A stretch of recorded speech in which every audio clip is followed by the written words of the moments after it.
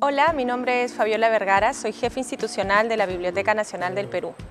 Agradezco la invitación de la Embajada de España para participar en su programa de promoción de la lectura, Recomendaciones Literarias Españolas, hechas por destacados libreros y bibliotecarios peruanos. En este sentido, voy a recomendar algunas obras de autores españoles que he leído en los últimos tiempos.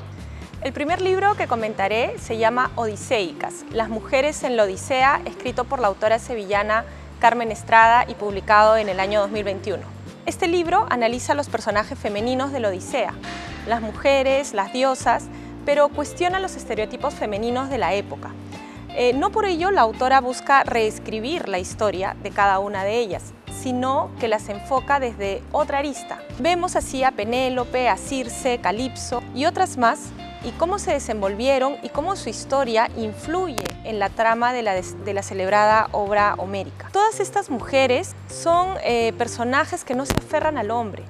Todas las figuras femeninas que la autora analiza son mujeres que comprenden su sociedad. El segundo libro del que quiero hablar es El infinito en un junco, la invención de los libros en el mundo antiguo, de Irene Vallejo. Este libro ha sido publicado en el año 2020.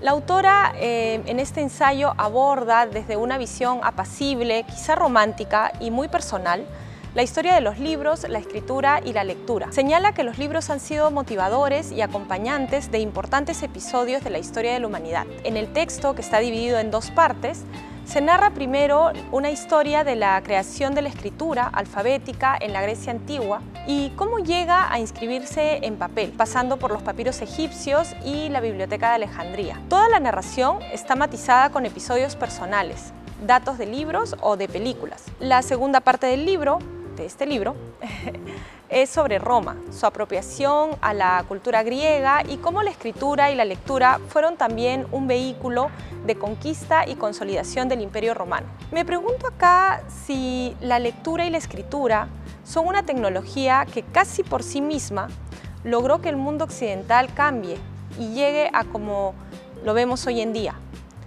¿Puede aislarse la lectura de su contexto y lograr lo mismo en todos los lugares donde se produce? ¿O es la lectura una práctica plural que envuelve mucho más que la decodificación de las palabras y está atada a muchas de las acciones que se realizan cotidianamente? Esto último quizás sea lo más probable, y siendo así, existen muchas formas de acercarnos a la lectura e interpretaciones que podemos dar. Me gustaría finalmente sobre este libro compartir un episodio que la misma autora hace del Perú y de Trilce, de la obra Trilce de César Vallejo, que además este año cumple 100 años de haber sido publicada. Ella nos cuenta que cuando apenas se conocían, su papá le regala a su mamá un ejemplar de Trilce, los poemas de juventud de César Vallejo. Tal vez nada de lo que sucedió después hubiera sido posible sin la emoción que esos versos despertaron. Ciertas lecturas son una forma de derribar barreras. Ciertas lecturas nos recomiendan al desconocido que las ama. No tengo parentesco con el prodigioso César Vallejo, pero lo he injertado en mi árbol genealógico. Igual que mis remotos bisabuelos, el poeta fue necesario para que yo naciera. El siguiente libro que comentaré es La furia de la lectura, ¿por qué seguir leyendo en el siglo XXI?, escrito por Joaquín Rodríguez, que es también un reconocido editor y antropólogo cultural. En contraposición del libro que acabo de comentar, este ensayo plantea cómo los libros y la lectura han sobrevivido en etapas y contextos muy difíciles e inusitados de nuestra historia. El ensayo toca varios temas y varias épocas. Habla de la Grecia antigua también, de Jean-Paul Sartre, de la lectura en papel, de la lectura digital, de los relatos orales y también de campañas de promoción de la lectura, entre otros muchos temas. En el libro el autor señala paradojas aparentemente inexplicables y manifiesta que los libros y la lectura han ayudado a las personas a escapar de la realidad o a sobrellevarla. Es en definitiva un libro que cuestiona y reta mucho al lector acerca de la necesidad de la lectura. En la línea de estos últimos años, yo quisiera también resaltar que considero que las bibliotecas y la lectura son aún más importantes en tiempos de crisis. Y como señala el autor, al final de su obra, confía en que la lectura alumbre el fondo de nuestros corazones y de nuestras mentes y de nuestro entendimiento, para que nos ayude a construir y a escribir el mundo que deseamos. Finalmente, el último libro del que quisiera hablar se titula Invisible, del autor Eloy Moreno. Este libro es una recomendación recurrente en un grupo virtual de lecturas para padres y madres de primeros lectores y adolescentes. El libro fue publicado en el año 2018 y rápidamente se convirtió en un éxito de ventas, llegando a más de 20 ediciones.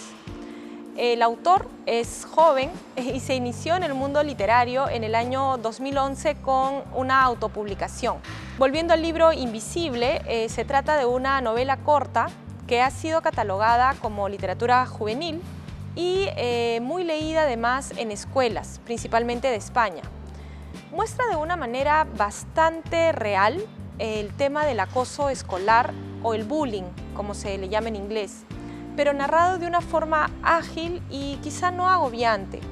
Los lectores vemos el mundo desde la óptica de este joven, de este adolescente, que al final, como el título del libro lo señala, quiere ser invisible. Es un relato que a mí particularmente me conmovió, pues tengo 2 hijas en edad escolar y además he trabajado varios años en bibliotecas escolares. El tema del acoso escolar es real. Es real, pero muchas veces pasa desapercibido. Y esto lo relata bien el libro. Y además, hoy más que en otras épocas, los jóvenes, nuestros jóvenes y nuestras jovencitas, los adolescentes, reciben mucha información. Quizá también a través de redes sociales están más expuestos a distintos temas y es deber de los padres, de los acompañantes y de los maestros poder orientar y acompañar en este proceso informativo y de apropiación de la información. En el caso de este libro hay una familia que ama y se preocupa por este niño, pero muchas veces no advierte lo que está pasándole en su entorno. Y aunque hay compañeros que en realidad se convierten en acosadores, también tiene amigos verdaderos y por suerte también hay personajes que le revelan lo bueno que es la vida. Gracias por llegar hasta acá y espero que hayan disfrutado de estas recomendaciones que les comparto hoy día. Muchas gracias.